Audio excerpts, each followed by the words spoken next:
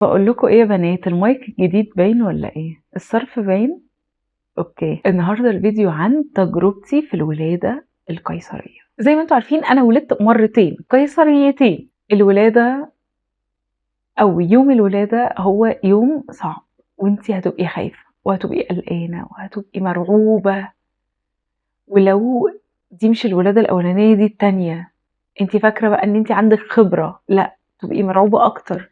مرعوبه يحصل لك حاجه ومرعوبه على ابنك اللي انتي سايباه بره. انا مريت بالتجربه دي مرتين. المره الاولانيه كان معايا حد يسندني في المستشفى، المره التانية الحمد لله ما كانش معايا حد. لو انتي داخله تولدي وانتي معاكي مامتك وجوزك واختك او اخته، فبامانه انتي في نعمه. انا في ولادتي الاولانيه مامتي كان عندها كورونا، وزي ما انتم عارفين انا وحيده، فما كانش ينفع ان هي تكون معايا. تجربة الولادة الأولى أنا ما كنتش خايفة، كنت جريئة زيادة عن اللزوم، لأن أنا كنت طول الوقت بدعي إن أنا عايزة أشوفه ويطلع سليم. أنا نفسي ابني يطلع سليم، نفسي أشوف ابني، نفسي أطمن عليه طول الوقت. وكان أكتر حاجة في دماغي إن ماما عندها كورونا، فأنا عايزة أوريها حفيدها قبل بعد الشر ما يحصل لها حاجة. كان نفسي قوي قوي، يعني كانت أمنية حياتي إن هي تشوف البيبي. المشكلة إن أنا أول ولادة دي هي فرصتي الذهبية في الولادة الطبيعي، فأنا فضلت مستنية كتير قوي، استنيت لغاية الشهر العاشر، وبعدين الدكتور قال لي احنا لازم نولد. كنت خايفة، أنا مش هكدب، أنا كنت خايفة، بس كنت طول الوقت بدعي. بجد الدعوات بتفرق. أنا كنت عملت كل حاجة، شربت قرفة وكلت تمر وكلت أناناس وعملت تمارين ولعبت سكوات وشلت وحطيت. يعني آخر فترة دي في ولادتي اللي هو في الشهر التاسع، كانت ماما تعبانه، كان عندها كورونا، انا كنت بنزل وبطلع بنزل وبطلع بنزل وبطلع بقى. كنت شغاله اسانسير، فالسلم اصلا بيخلي لو ما فيش طلق يبقى فيه طلق، مكانش في اي حاجه خالص. الحمد لله الدكتور حدد معايا الميعاد وقال لي يلا وخلاص واحنا هنروح وهنولد وتمام. انا كنت خايفه على ماما، خايفه ان انا يحصل لي حاجه، ودي حاجات انا ندمانه عليها بجد. انا اكتر حاجه ندمانه عليها ان انا كنت خايفه في ولادتي، وضيعت لحظات حلوه قوي. اما دخلت للدكتور، الدكتور اول ما شافني، اول ما شافني اوكي، كان لابس لبس العمليات، فهو بيبقى لابس كده بتاع كده زي مريالة المطبخ كده شفافة. فبقول له ايه؟ قال لي لا لا، ده من اللبس بتاع المستشفى، لازم نلبسه. يا جماعة انا مش عايزة تحس بأي حاجة، حط لها مخدر على ايديها هنا قبل ما تديها الحقنة. فانا كنت حاسة ان الموضوع اوفر قوي، لان انا من الناس اللي هي ممكن تتحمل الألم، يعني بتحمل عادي الألم، بحب أصلا أحس بالألم عشان أسمع جسمي بيقول إيه. فقلت لها لا مش مستاهلة، قالت لي لا لا لا، وراحت إيه حضنتني كده. إيه ده؟ إيه المعاملة الفايف ستارز دي؟ تمام. راح حط لي حاجة ساقعة، الدكتور بتاع التخدير حط لي حاجة ساقعة على ظهري. فقلت له الجو ساقعة شوية، فقال لي لا ده احنا بيتادين، بصي اهو بيتادين اهو، وقعد يعمل لي كده، وهو اداني الحقنة بتاعت ظهري في ظهري. مرة واحدة لقيت الممرضة التانية راحت سحبت رجليا، نمت على السرير بس ما نمتش.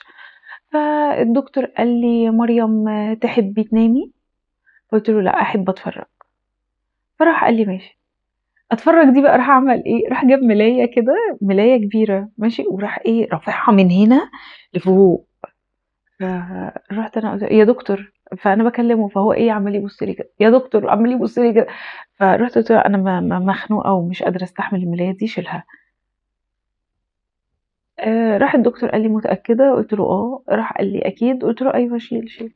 راح الدكتور شال الملايه. اوبا، كان هو واقف هنا والمساعد بتاعه واقف هنا، وهو راجل محترم جدا كان لابس ماسك، التاني ما كانش لابس ماسك مش مشكله. ومن هنا في ممرضه لذيذه قوي، كان كل شويه يقول لها هاتي المقص، هاتي مش عارف ايه، هاتي ايه كلام من ده. دول كانوا لذاذ قوي. انا ما كنتش قادره، يعني كنت نايمه فما كنتش قادره ارفع راسي ابص، ما كنتش قادرة. أنا من الناس اللي ما بتخافش من منظر الدم والحاجات دي، فكل شوية أقول لتمريض التخدير ارفعي لي راسي، تقول لي ريحي ريحي، تقعد تطيب لي كده على شعري، طب ارفعي لي راسي، ريحي ريحي. يعني كل شوية كده. في حاجات أنا عملتها كانت، كان دكتور التخدير مبسوط قوي مني وأنا عاملاها. أول حاجة إن أنا رحت بصوابعي كده، ولا كنت حاطة مونوكير ولا كنت حاطة جل ولا كنت حاطة أي حاجة، لدرجة إن دكتور التخدير كان مبسوط إن هو إيه ده صباع سليم يا جماعة. حط لي طبعًا البانس اللي هو بيقيس نسبة الأكسجين في الدم والكلام ده. وتاني حاجة أنا ما كنتش حاطة مكياج، فكان قادر كويس جدًا إن هو يتابعني، يعني يتابع لون شفايفي والكلام ده.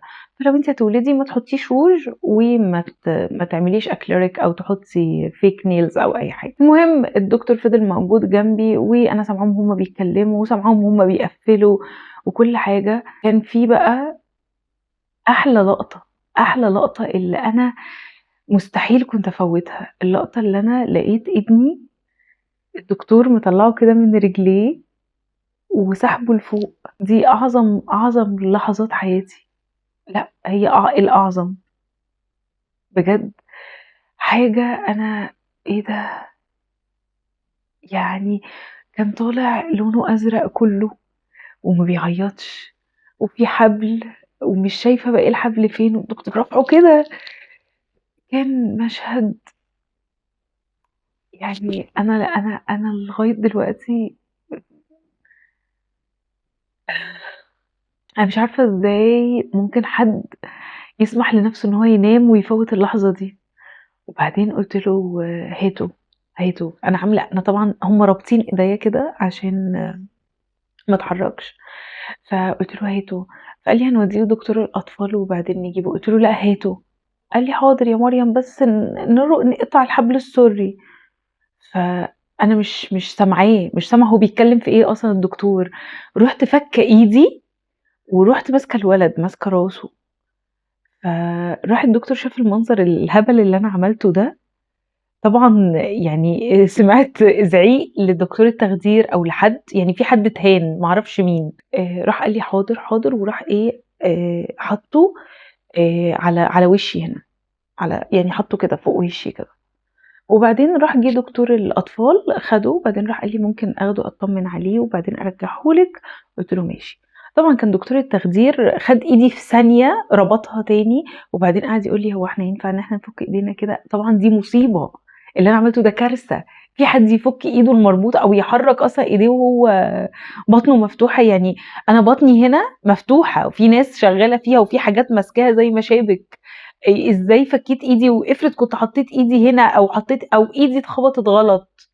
يعني كارثة طبعًا المعدات بقى اللي معاه كلّها مقصّات ومشرط فأنا عارفة إن أنا غلطت بصراحة في الموضوع ده، بس أنا كنت عايزة أشوفه، كنت عايزة أمسكه. بعدين دكتور الأطفال خَده شافه وبعدين راح جابه لي قال لي لبّسه لي بقى وجابه، وبعدين قال لي: "ممكن نحطه جنب الدفاية عشان صدره وكده." قُلت له: "تمام." وخَده وودّاه عند الدفاية. بعد بقى ما البيبي طلع بقى الزهق بقى. يالّا عايزة أقوم، عايزة أمشي، طب يالّا، طب ساعة بنقفّل يالّا، يالّا، لغاية لمّا الدكتور جه بقى في نقطة قال لي: "مريم تحبي تاخدي بنج تنامي شوية؟" قُلت له: "لأ." أنا بقى قفّلوني إيه، تقفيلة هدايا كده كلّها بلاستر وحاجة جميلة أوي. وبعدين دخلت غرفة الإفاقة، فوّقوني وبقيت كويسة، وبعدين طلّعوني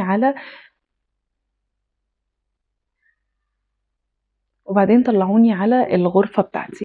طبعًا كان معايا ناس في المستشفى، فدخلت المستشفى ابتديت تقريبًا في هرمونات بتحصل لمّا الولادة بتحصل وكده، فابتديت أترعش. كنت باترعش، كنت بارُج السرير، بارُج السرير. فضلت قاعدة لغاية لمّا الدكتور جه قال لي: "يالّا يا مريم عشان أنتِ يا دوب تلحقي تقومي تتمشي وكده شوية." أنا مش هاخبّي عليكم، أنا كنت واخدة الPCA كان في إيدي عشان يسكّن الألم. أنا كنت باعُض في البلاط. لأ، أنا مش مرتاحة وتعبانة وباتألم، باتألم وطول الوقت باصرّخ وطول الوقت ما حدّش مهتم بالوجع بتاعي. وبعدين راحوا قالوا لي: "يالّا عشان تمشي."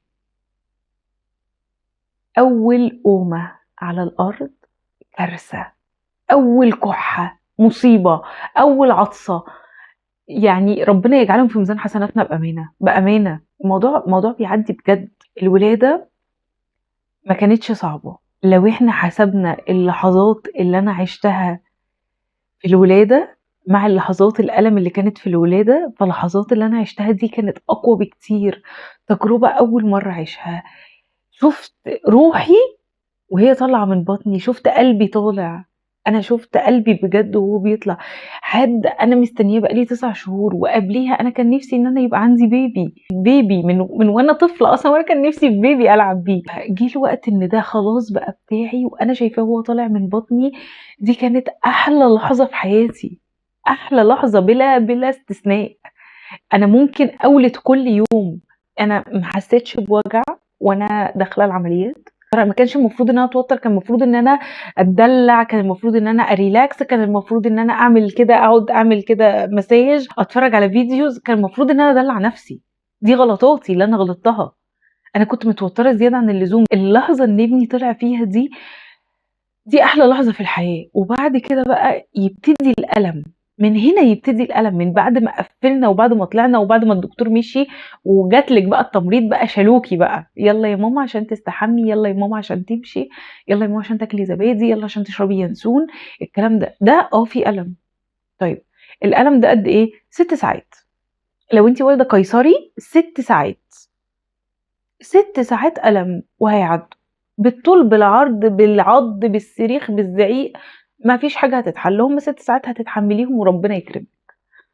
بعد كده خلاص، أنتِ بعد كده الألم مش هاقول لِك إن هو ما بقاش قوي، لأ أنتِ اعتدتِ عليه. ودي كانت تجربتي في الولادة، أتمنى تجربتي دي تكون حلوة، وأتمنى إن أنتِ ما تقعيش في نفس غلطاتي.